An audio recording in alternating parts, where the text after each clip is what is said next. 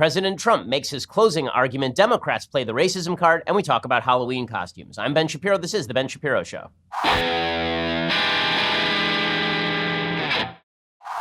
We draw ever nearer to the midterm elections. Suffice it to say, right now, the House looking worse for Republicans, the Senate still looking decent for Republicans. We'll break all of this down, plus President Trump makes his closing argument. But we begin today by reminding you that if you are going to die, which means you will, there's no if, really. When you die, you're going to want to make sure that your family is taken care of, and this is why you ought to have life insurance. Are you a responsible human?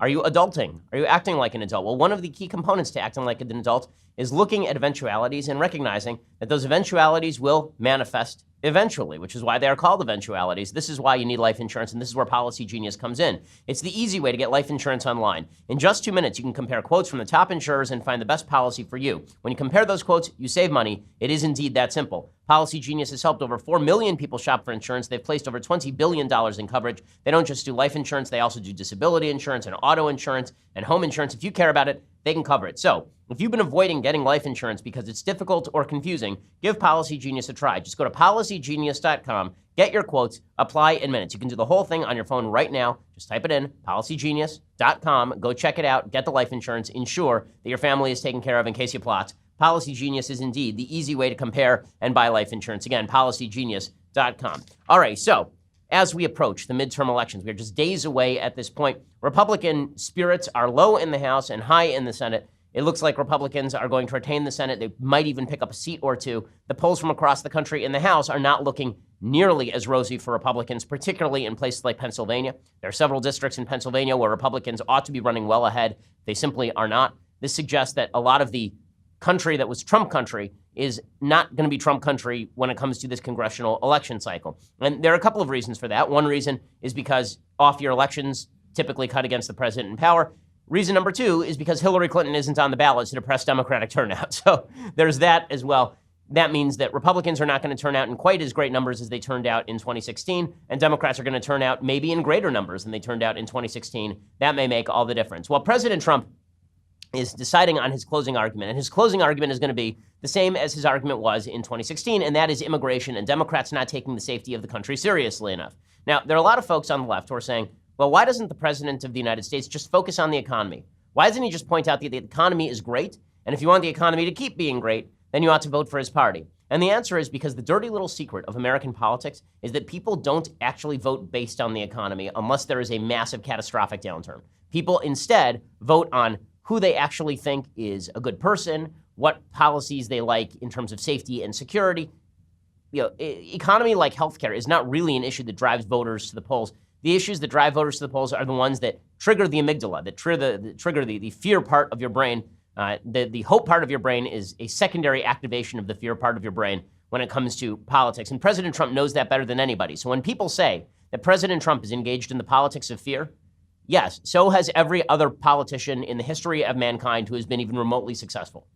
Okay, that is just the way this works. Even Ronald Reagan, a very optimistic politician, campaigned on the basis that Jimmy Carter was wrecking the country.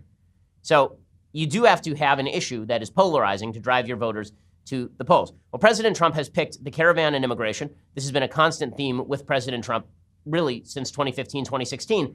And folks who are moderate on immigration, libertarian on immigration, liberal on immigration, they don't seem to understand. They don't seem to understand that they play into Trump's hands when they say there is no problem. Because here's how this game works. President Trump comes forward and he says, we have a serious problem with illegal immigration. And folks say, well, it's not really a serious problem with illegal immigration. And he says, no, it's a serious problem. And these folks say, no, there's no problem at all. Everything's cool. And Trump says, no, it's a crisis. So now you have two choices. Is illegal immigration a crisis or is it no problem at all? And the problem is, for folks who say it's no problem at all, that it is somewhat of a problem. The truth is, illegal immigration is not going to destroy the country. Illegal immigration is not the end of the United States. Illegal immigration is not flooding the country with criminals or any of this sort of thing. But it is a problem. It's an economic problem. It's a cultural problem. And in some cases, it's a criminal problem. And if the two poles that Americans have to choose from are illegal immigration is a non-problem and illegal immigration is a crisis, people are automatically going to resonate to illegal immigration is a crisis because they can tell that it's not a non-problem. Right? If you have to pick between the two and you know it's not a non-problem, that means there's only one option left on the ballot. President Trump knows this, and the left makes a mistake when they downplay the problems with illegal immigration. What they should do instead is they should say, yes, you're right, illegal immigration is a problem. It's not a crisis. Here's a proposal that we can put forward to help curb illegal immigration while ensuring human rights. But the left doesn't want to do that.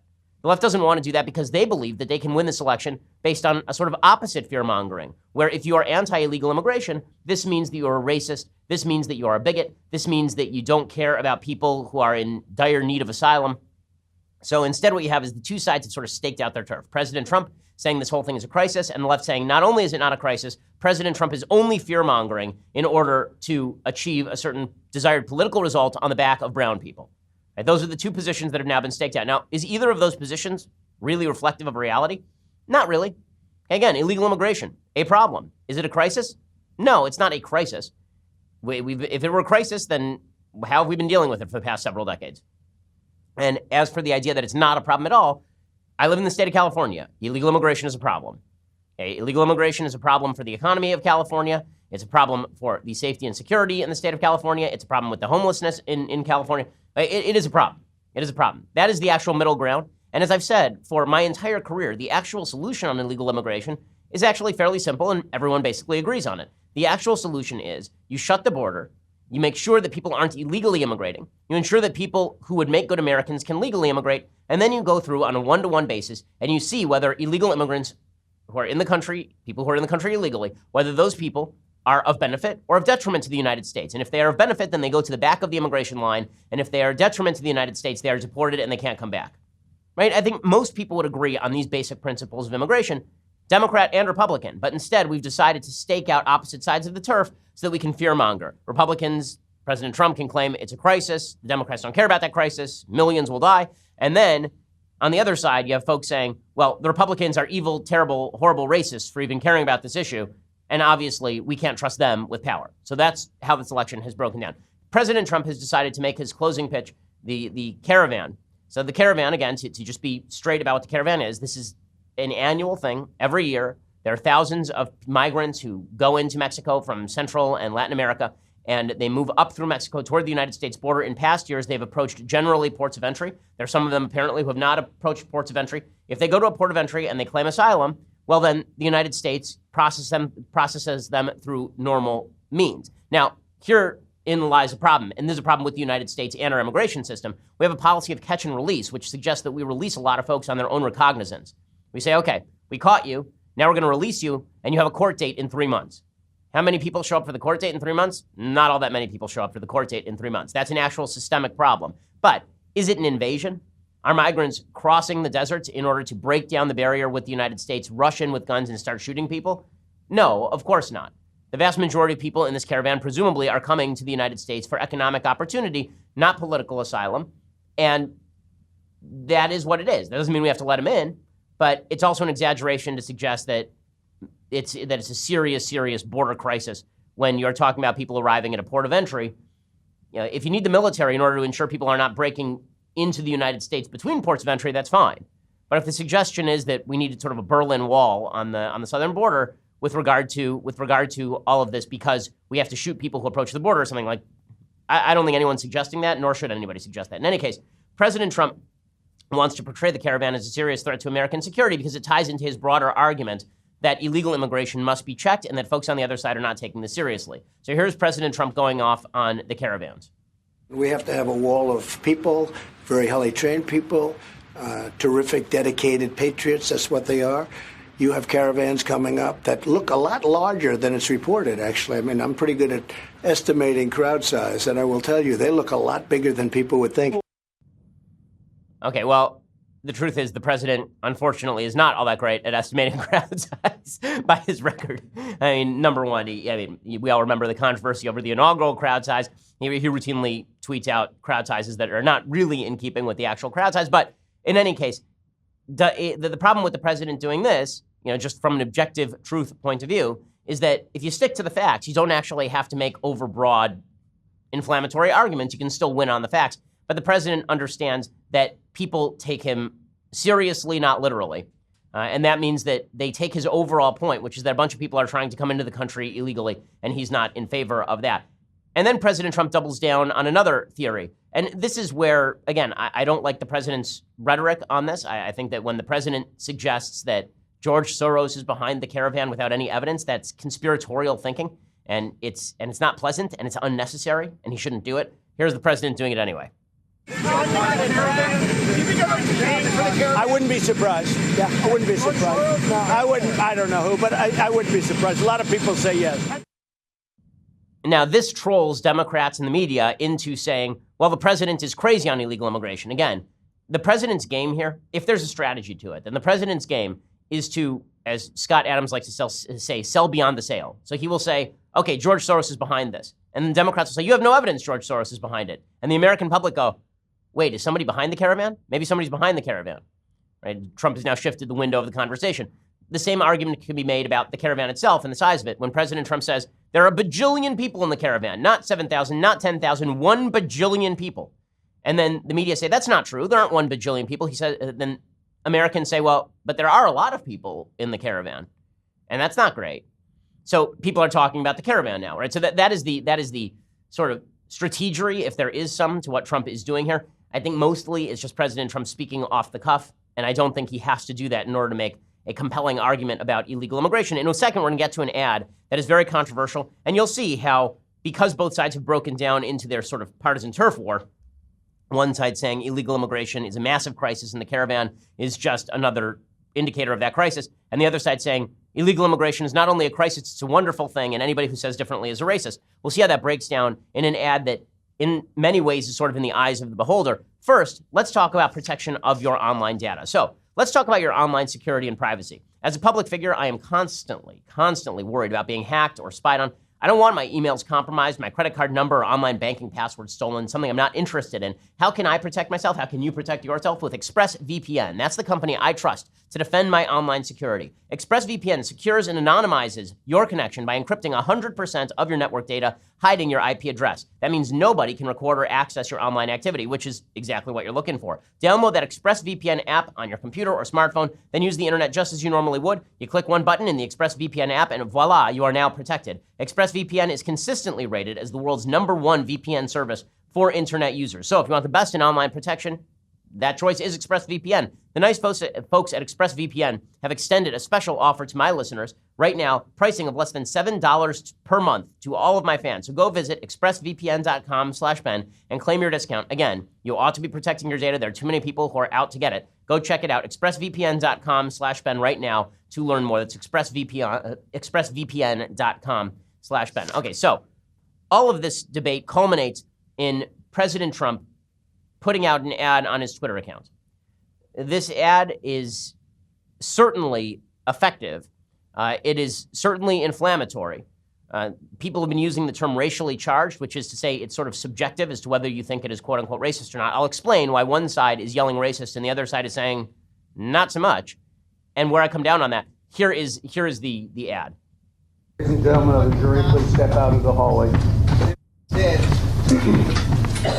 So it's a picture of a guy named Luis Bracamontes, and he says, I'm going to break out soon, and I will kill more. He killed 2 cops in 2014. The text says, Democrats let him into our country. He says he doesn't regret killing cops. And says, Democrats let him stay. And then there are pictures directly of the Caravan, people breaking through the borders at the Mexican border, people walking through Mexico toward the United States. He says he wants to apply for pardon for the felony he committed. Attempt of murder. And then it shows migrants attempting again to break through the borders, some wearing masks. It says, who else would Democrats let in? And then a picture again of Luis Bracamontes says, President Donald J. Trump and Republicans are making America safe again. And so it's a very inflammatory ad, obviously. Inflammatory is also code for effective. Okay, effective ads are hard-hitting, they are memorable, and they make you think about issues that you would normally be ignoring. So a lot of folks are comparing this to the Willie Horton ad. For folks who don't remember the Willie Horton ad, back in 1988, George H.W. Bush was running against Michael Dukakis. Michael Dukakis was a soft on-crime governor of the state of Massachusetts. He was in favor of weekend furloughs for inmates. So there was one inmate whose name was William Horton, and William Horton was a black man who was, I believe, in prison for rape. He, on his weekend furlough, went out and raped and murdered somebody. And George W. Bush's allies, I think it was Lee Atwater, released this ad. Bush and Dukakis on crime. Bush supports the death penalty for first-degree murderers. Dukakis not only opposes the death penalty, he allowed first-degree murderers to have weekend passes from prison. One was Willie Horton, who murdered a boy in a robbery, stabbing him 19 times. Despite a life sentence, Horton received 10 weekend passes from prison. Horton fled, kidnapped a young couple, stabbing the man and repeatedly raping his girlfriend. Weekend prison passes. Dukakis on crime. Okay, so people went nuts in 1988 over this. Oh, this is racially charged. Okay, well, the way that you read that as racially charged is if you actually think that weekend furloughs are not bad, and if you think that Republicans are racist by necessity. So people are using the same logic with regard to President Trump's ad. And in just 1 second, we'll see how the media are treating this. So CNN actually ran a story, and the story at CNN is Trump shocks with racist new ad days before midterm. Okay, that's supposedly objective journalism from CNN. And they put that in their analysis section. He shocks with racist new ad days before midterms. Okay, and Chris Cuomo then goes on the network and he says, this is Willie Horton Redux. It's obviously ugly and it's racist as well. Did you see the video the President of the United States just released? This is no Halloween spoof. What it is a Willie Horton Redux. In fact, much of the footage in this video that we're going to show you comes from Fox, the place started by the man who came up with the Willie Horton ad, Roger Ailes. Both were grossly distortive, bigoted, but also effective. Okay, bigoted and grossly distorted. So let's talk about the Bracamontes ad in a little bit more specificity. In order to suggest that the ad is racist, you have to suggest that the only common nexus between the story of Luis Bracamontes and the migrant caravan is ethnicity. That basically what Trump is doing is he's saying, here's a dangerous Hispanic man, and here's a bunch of people you don't know who are Hispanic. They must be dangerous. Vote for me. Right? That is the way to interpret President Trump's ad in a racist way. It's to say that you should be afraid of Hispanic people. President Trump will protect you from these evil Hispanic people. Look, here's a picture of an evil Hispanic person. Right? That's the way to read it in the racist way. There's another way to read the ad, however, and the way to read that ad is that Trump is saying, here is an illegal immigrant who crossed the southern border illegally multiple times. He then committed a murder on U.S. soil of 2 police officers. Here are a group of people we have not vetted. Democrats are saying, let them into the country without vetting. You don't know who is in that caravan. Thus, you should elect me because I will protect you from people you don't know who may or may not end up being Luis Bracamontes. Okay, which one of those more closely hews to the content of the ad? Well, just on the objective surface, I would say the second. It's an ad about illegal immigration. But for folks who assume that illegal immigration, number 1, is not a problem at all, and number 2, assume that President Trump is racist, and number 3, assume that President Trump's supporters are racist, well, they are making the argument that this is a racist ad. Now, here's the evidence that I think that this ad is really about illegal immigration. I mean, first of all, it says that it is, but what is the evidence that this is really about illegal immigration? Well, the reason that I think that is because back in 2014, the New York Times, the left-leaning New York Times, did a complete story on Bracamontes' case. And the New York Times' story was actually titled, U.S. Immigration Laws Face New Scrutiny After Killings. Right, that was the title of the New York Times piece. This is back in October of 2014. It was by Jennifer Medina and Julia Preston. In other words, Bracamontes' case had raised serious questions about the Obama administration's handling of immigration. Here was their story. It would seem to be a worst case that opponents of the Obama administration on immigration had long forecast. An illegal immigrant, one who had been deported twice yet returned to the country each time, is accused of killing 2 Northern California sheriff's officers in a 6-hour shooting rampage on Friday. So here's the question. Is the New York Times racist? They're talking about the problems with illegal immigration, and they are linking the problems with illegal immigration over America's southern border with Luis Bracamontes. So does Trump's ad. Just because the images that the Trump ad uses are inflammatory and effective does not mean that they are necessarily racist. Okay, now, here is the case that Trump is exaggerating in the ad. The case that Trump is exaggerating in the ad, because we want to be as straight about the facts as we possibly can, is that when Trump's ad says the Democrats allowed Bracamontes into the country and they allowed him to stay, that's an exaggeration of the case. Bracamontes entered the country illegally in the early to mid-1990s. He was deported by the Clinton administration in 1997. He re-entered. He was then deported under President Bush in 2001. He then re-entered again, and he remained in the country all the way until he committed murders, despite committing 10 misdemeanor violations between 2003 and 2009. So in reality, it is a bipartisan failure of immigration policy under both Democrat and Republican presidents that allowed Luis Bracamontes to stay in power, or at least to stay in the country. Okay. But when President Trump draws the broader narrative, again, every ad is a blunderbuss, right? 60-second ads are a blunderbuss. And the case that Trump is making is, I will protect you in a way that Democrats will not protect you on immigration. And, his policies are harsher on immigration than Democratic policies on immigration. There's just no question about that. So President Trump, look, does he know? He knows what he's doing with the ad. He's stoking the fear centers in the brain. Is that completely justified? I do not think so. Do I think that the ad is, do I think it's justified to say we're suffering from an illegal immigration crisis? Again, no, I don't. But do I think that the ad is racist? That it's openly racist? That it's a racial appeal? I don't think that either. Because I actually do think that illegal immigration is a problem regardless of the source of that illegal immigration. So in just a second, we're going to talk about the continuing hubbub over Pittsburgh, a kind of fascinating story in the New York Times about anti-Semitism and all the rest of the news of the day. But first, let's talk about 1-800-Flowers. You know what never goes out of style? Surprising a friend or a loved one with a bouquet from 1-800-Flowers.com. How do I know this? Because I literally just did this while I was out of town yesterday. I bought my wife, every time I go out of town, I buy my wife a bouquet of flowers from 1-800-Flowers because the flowers are just beautiful. 1-800-Flowers are perfect for any occasion, anniversaries, birthdays, even for making your friend or loved one's day just for no reason.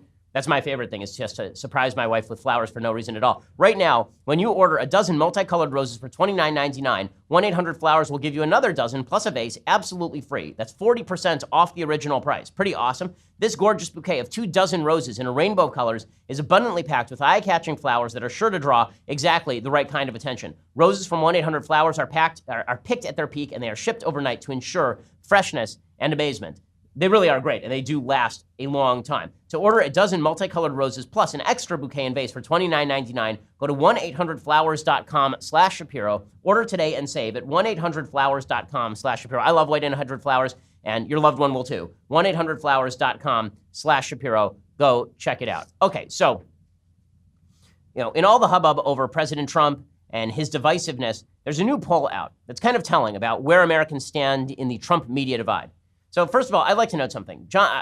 I'm about to say a sentence that I have rarely said before. Jon Stewart is exactly correct. So Jon Stewart was speaking with members of the media on CNN about President Trump and how President Trump effectively baits the media. He is pretty much correct about this. Here is the comedian, the left-leaning comedian who hates President Trump, basically chiding the media for their willingness to jump in the kiddie pool with President Trump, which is exactly where he wants them to be.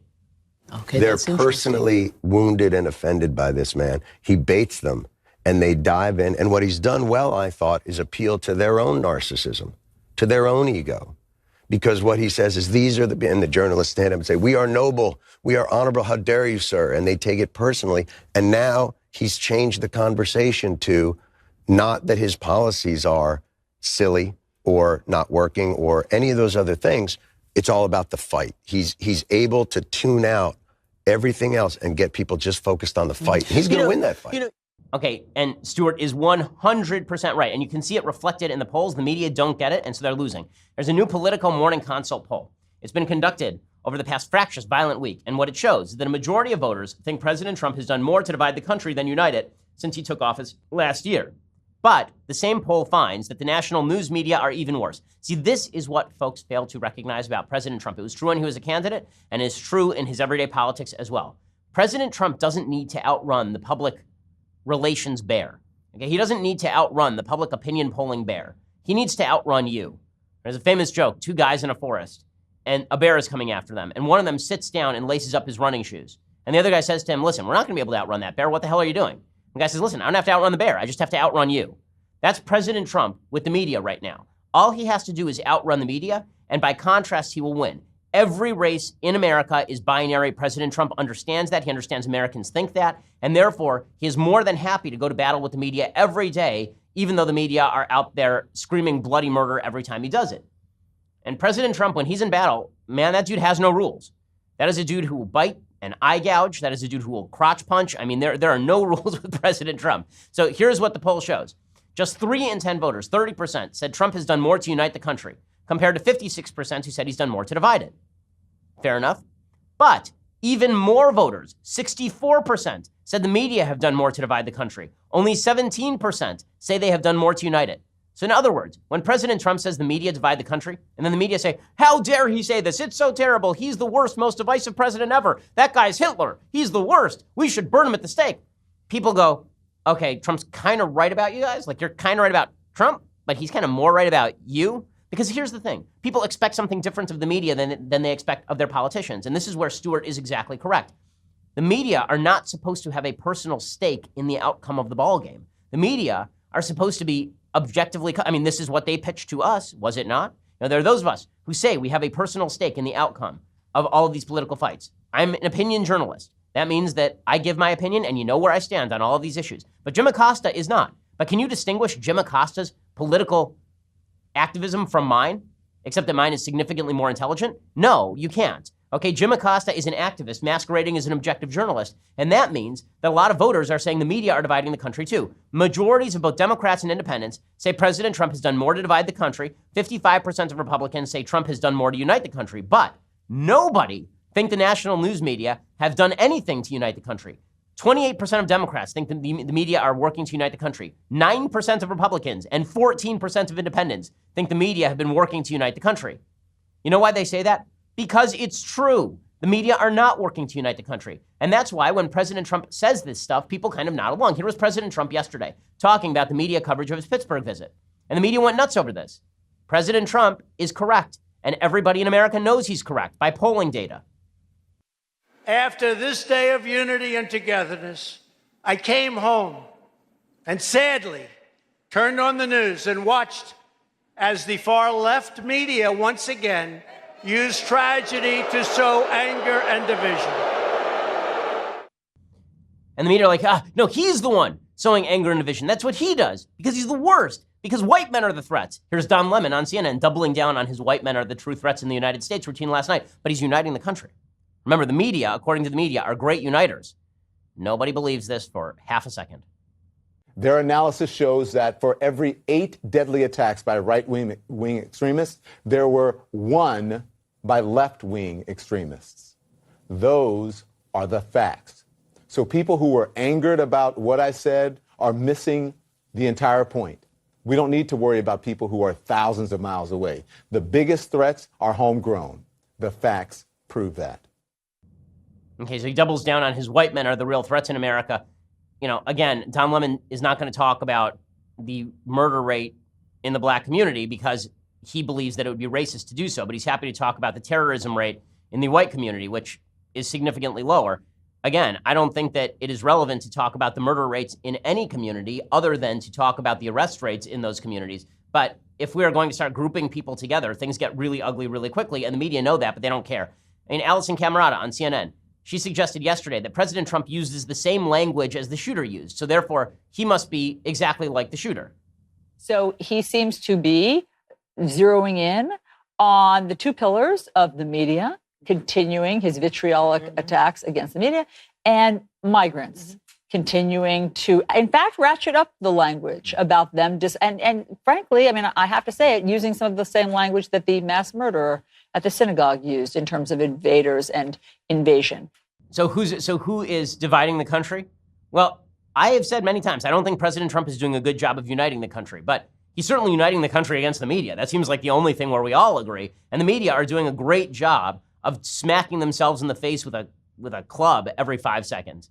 I mean, they're like Sideshow Bob with the rakes. They're just walking into every rake in sight. And then they proclaim, well, there's no rake that's hit. I haven't been hit by rakes as they walk around sporting a bevy of welts across their pate. It's pretty incredible. New York Times' Mara Gay goes on MSNBC. She does the same thing. She says that she doesn't just blame Trump. She blames every Trump voter. She says that every Trump voter is a white nationalist, basically. I can't disagree with that, unfortunately, as sad as it is. But I'm not willing to let white voters off the hook. I think that they, like the rest of us, should be treated as adults. And I think that there are a large number, I would say a majority of white Americans in this country who are not just Democrats, but who are people of conscience, who are good Americans, and I believe that they need to move from saying, well, I don't like his tweets, but, you know, the economy's doing okay. They need to move from there to reality. And what's the reality? That is the reality. I don't like his tweets, but the economy is doing okay. Like, that's true.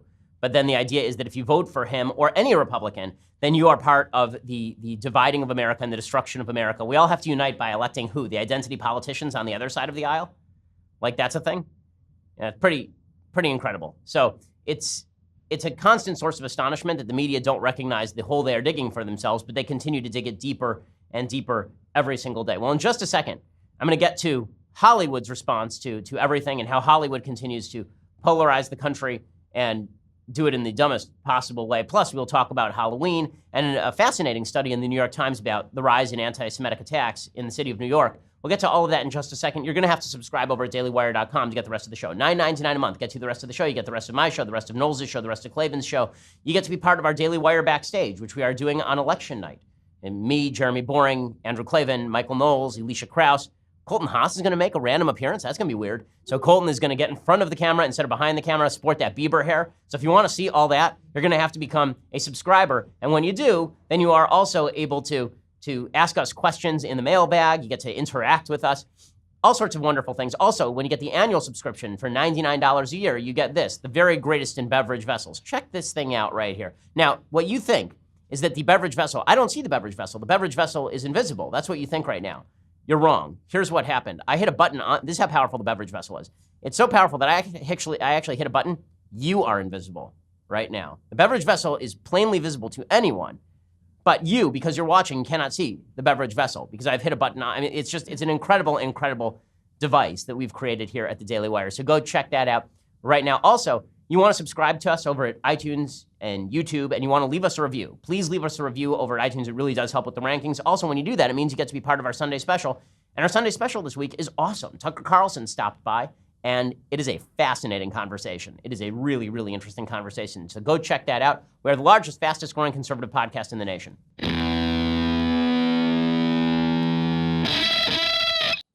Alrighty, so let's talk a little bit about how Hollywood is playing into all of this. Again, you know, President Trump understands that the nature of politics right now is completely binary. Hollywood does not seem to understand that. They seem to believe that by clubbing President Trump over the head and clubbing everybody associated with President Trump over the head, that they're helping themselves in some way. And by reading President Trump's comments in the worst possible light, that this is somehow helping them. That if they can demonize President Trump and everything that he stands for and demonize his supporters, his people who are okay with all of that stuff, that somehow this is going to win them admirers, right? That's sort of the logic with this immigration ad, for example. So the idea is the Democrats think that that ad is racist. They think that ad is racist because they don't think illegal immigration is an actual serious issue. They think Trump is just playing it up for racial purposes. Most of the people watching that ad are not seeing that ad as having anything to do with race. They're seeing it as having to do with illegal immigration. But Democrats, by saying that the ad is racist, and then turning to a bunch of people who see the ad completely differently and saying, if you don't see the ad the same way that I do, i.e. that it's racist, that means you're a racist too.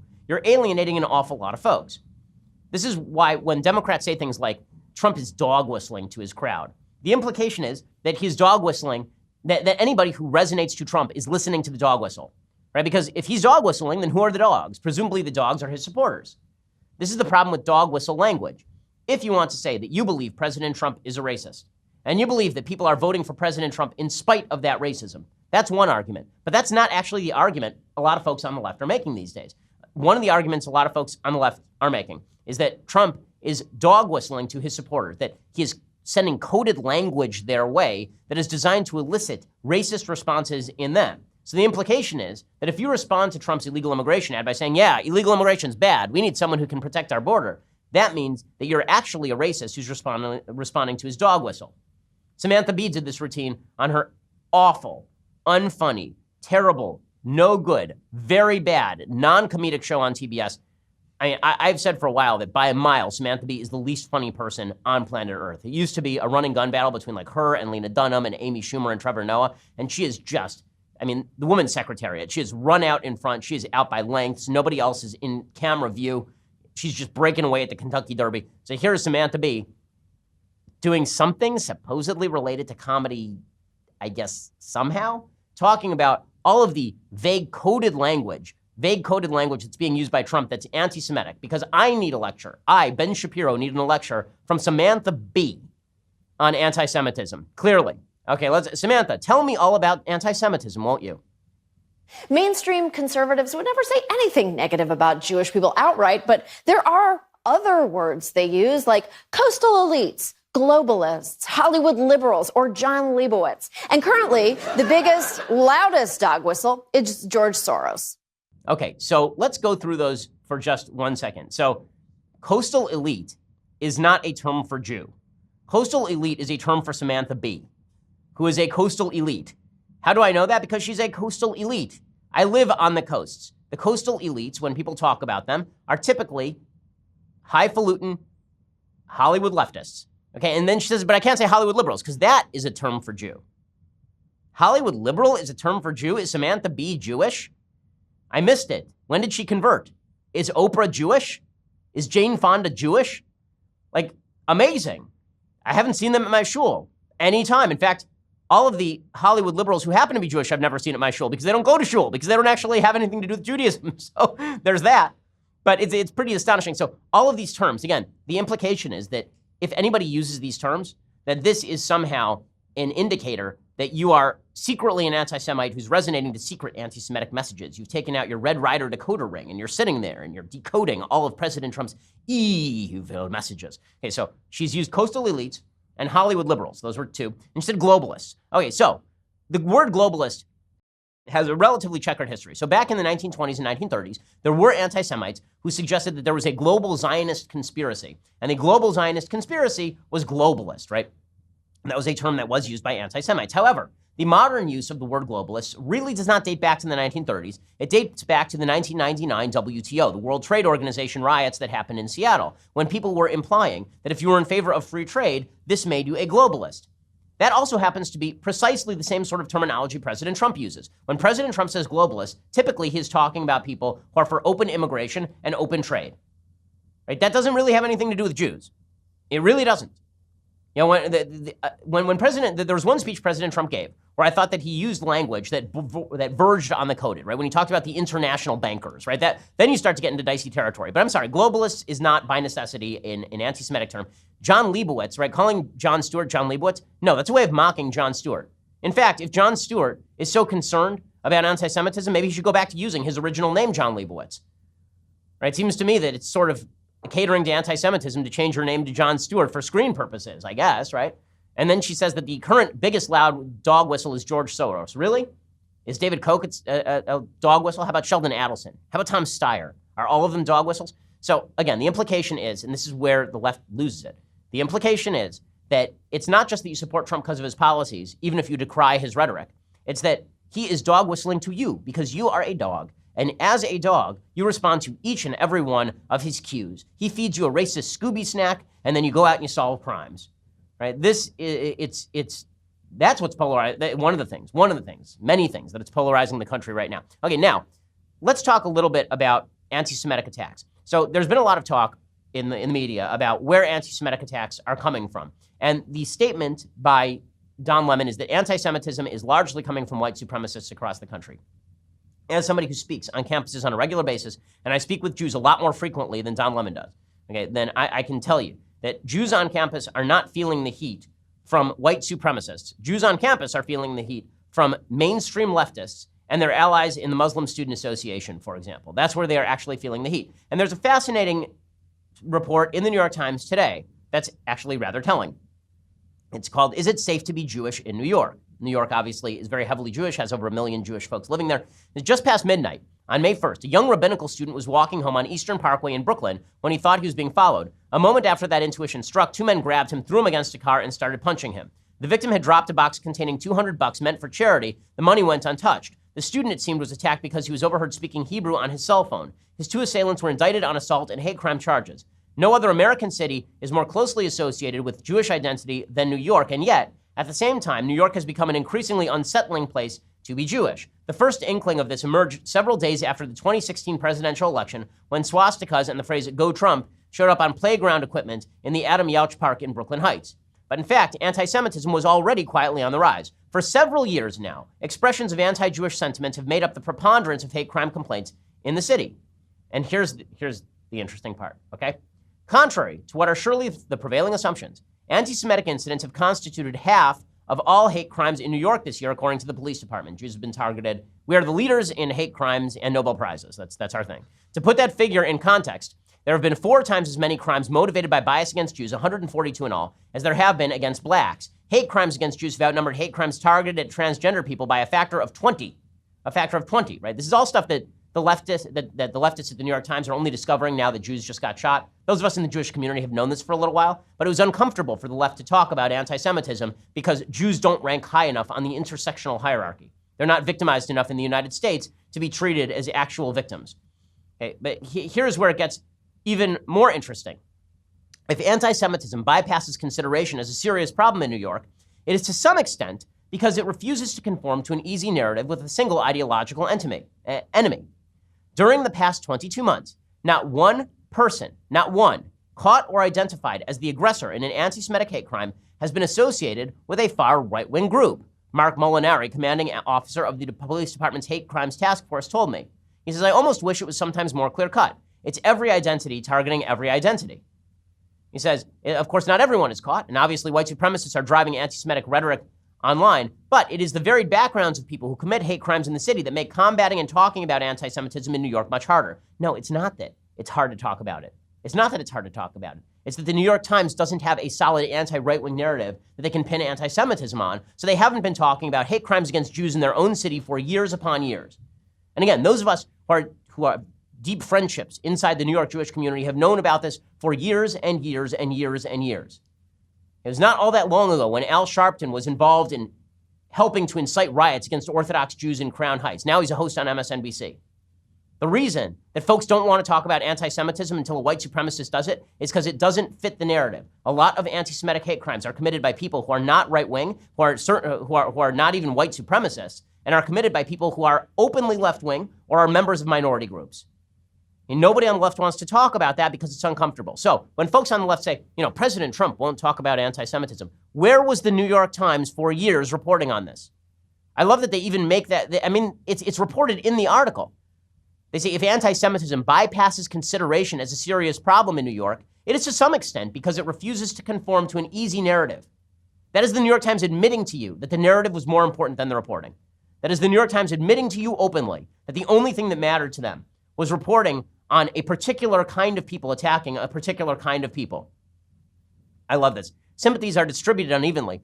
Few are extended toward religious fundamentalists of any kind who reach the radar of the urbane Pod Save America class only when stories appear confirming existing impressions of backwardness, the hordes of children delivered into the world whom families refuse to vaccinate and keep semi-literate. The Anti-Defamation League maintains its own statistics, and last year it reported that 9 of the 12 physical assaults against Jews categorized as hate crimes in New York State were committed in Brooklyn and involved victims who were easily marked as members of traditionally Orthodox communities. So, in other words, Pod Save America crowd doesn't actually care about any of this stuff because it doesn't fit the narrative. Okay, and that's the reality. Only when it fits the narrative is anti-Semitism a thing. And when it's a Muslim shooting up LAX at the El Al counter and killing a member of my community, then it's not a big thing. When it's people being targeted for hate crimes by folks of minority bent, then it's not a big thing. When it's a white supremacist, then it's a big thing because we can link that to Republicans and try and proclaim that this is the big problem across the country. Now, again, I have never underestimated the impact of white supremacist anti-Semitism. It is a serious problem for Jews. It is not the only serious problem for Jews or even the predominant problem for Jews in the country when it comes to anti-Semitism. Okay, time for a couple of things that I like and then a thing that I hate. So, a couple of things that I like. I've been doing Jewish nigunim, which are sort of prayer tunes. Yesterday I did one for my friend Eitan Katz. This is, in my opinion, the most beautiful of all Jewish prayer tunes. This is from a prayer that we do on fast days and also on Yom Kippur, and also the period between Rosh Hashanah and Yom Kippur. The prayer is called Avinu Malkeinu, which literally means my father, my king. And it's a beautiful prayer, begging God for particular things. Here is a little bit of this tune that's sung in shul on all the days that I just mentioned.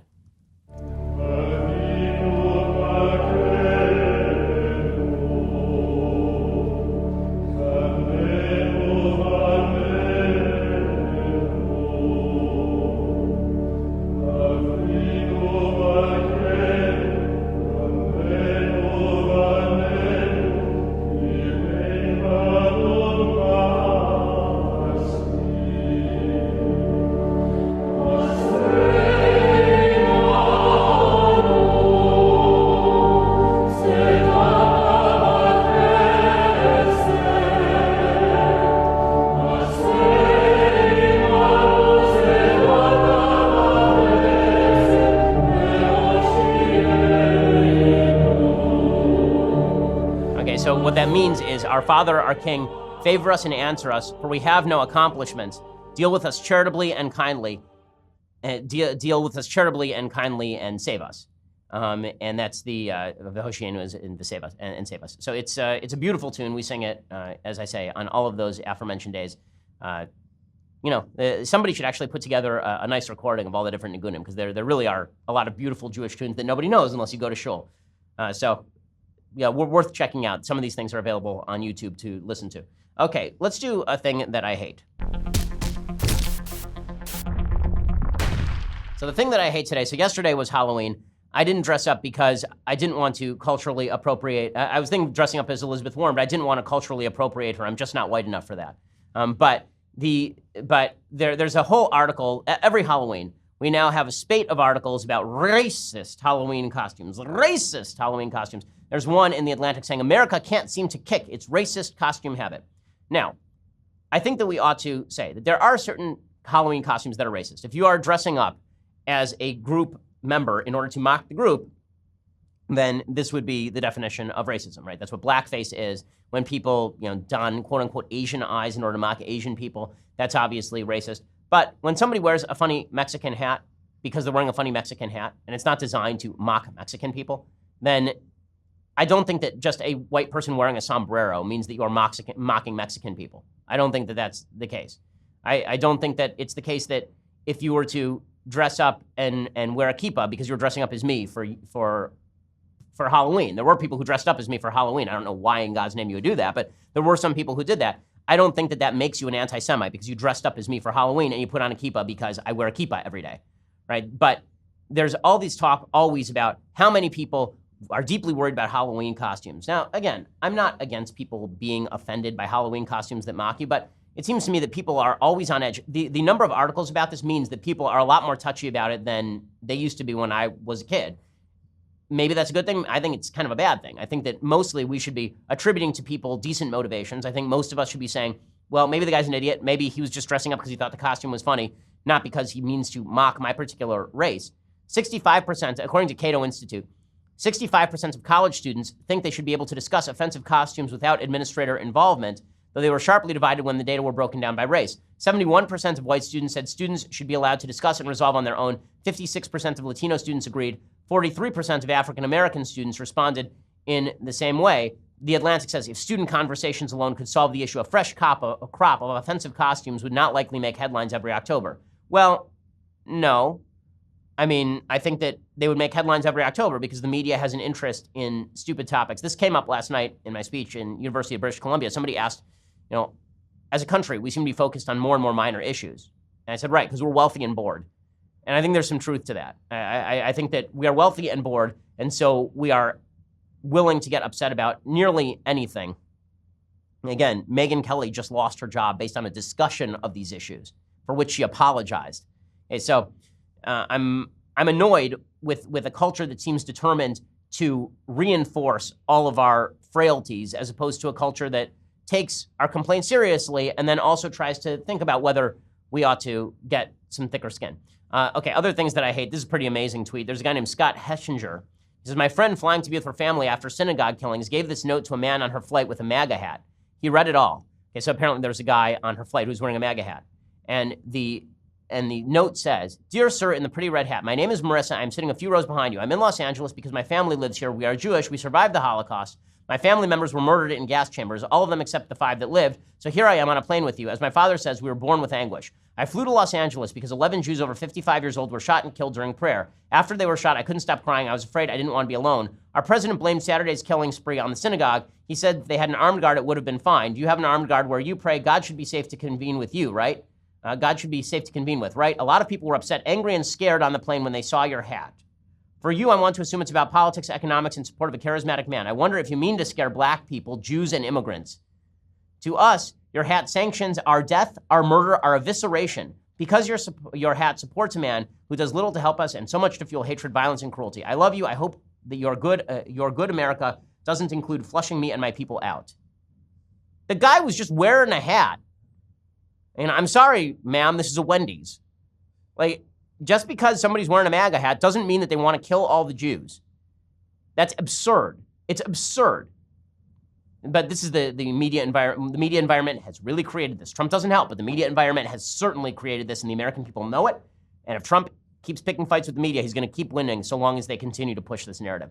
Alrighty, we'll be back here tomorrow from our home studios in Los Angeles, and we'll be doing the mailbag. So now's a good time to subscribe at dailywire.com. Go check that out. I'm Ben Shapiro. This is The Ben Shapiro Show. The Ben Shapiro Show is produced by Senya Villarreal, executive producer Jeremy Boring, senior producer Jonathan Hay. Our supervising producer is Mathis Glover, and our technical producer is Austin Stevens. Edited by Alex Zingaro. Audio is mixed by Mike Caramina. Hair and makeup is by Jesua Alvera. The Ben Shapiro Show is a Daily Wire Forward Publishing production. Copyright Forward Publishing 2018.